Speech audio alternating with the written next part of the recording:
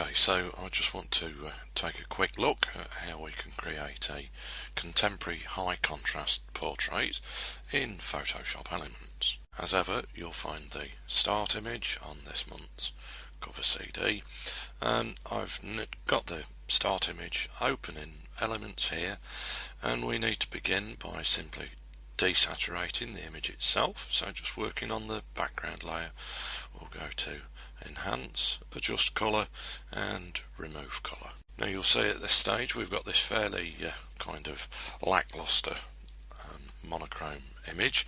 We obviously need to do quite a bit of work on this to increase the contrast and give it a little bit of impact. To do that, we're going to use an adjustment layer, simply because that gives us the opportunity to re-edit the levels adjustment if we need to. Let's just pull this into view here.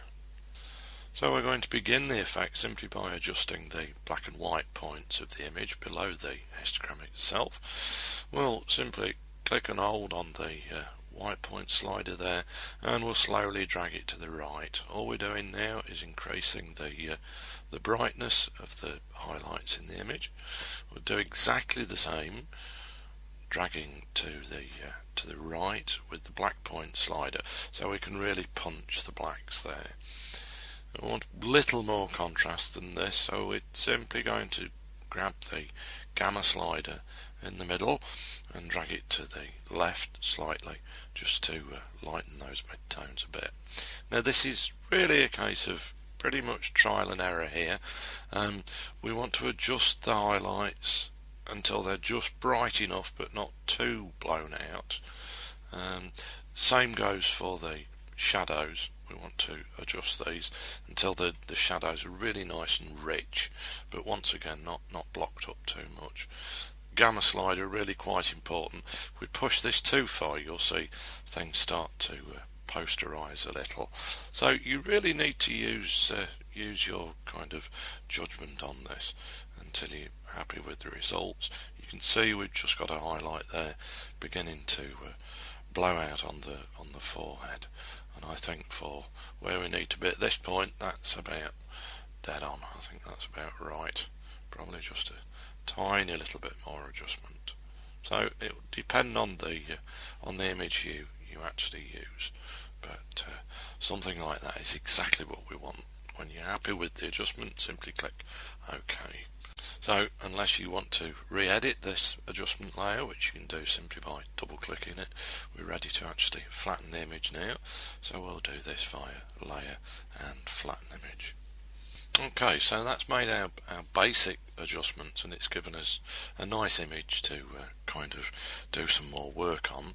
What we want to actually use now are the dodge and burn tools. You'll find these at the bottom of the toolbar here.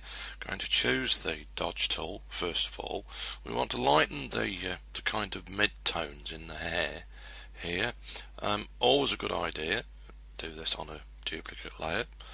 So I'll choose that. Let's set the range for the dodge tool. Remember, the dodge tool lightens tones to mid-tones, and we want to set the exposure fairly low, somewhere around 10% will be ideal. And you can see now, as I start to just dodge over these mid-tones in the hair, how we start to lighten them.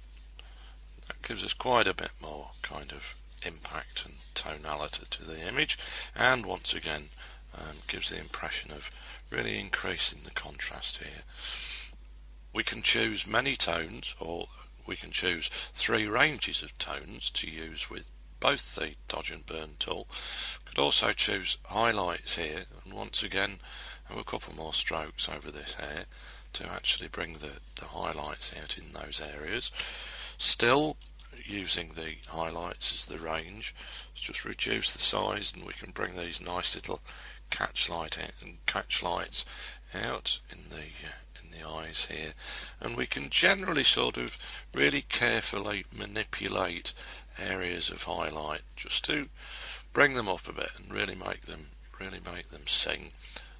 So it's a case of once again using your judgment here, and kind of think of this as painting with light, so we can selectively kind of bring these highlight areas out.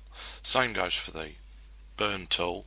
We'll select that and we'll choose mid-tones for the range. Once again, use a fairly low exposure setting. Burn tool darkens, so with this we're going to be darkening the mid-tones in the image, and once again by doing this we can selectively darken areas of mid-tone to really give these faces a little extra modelling.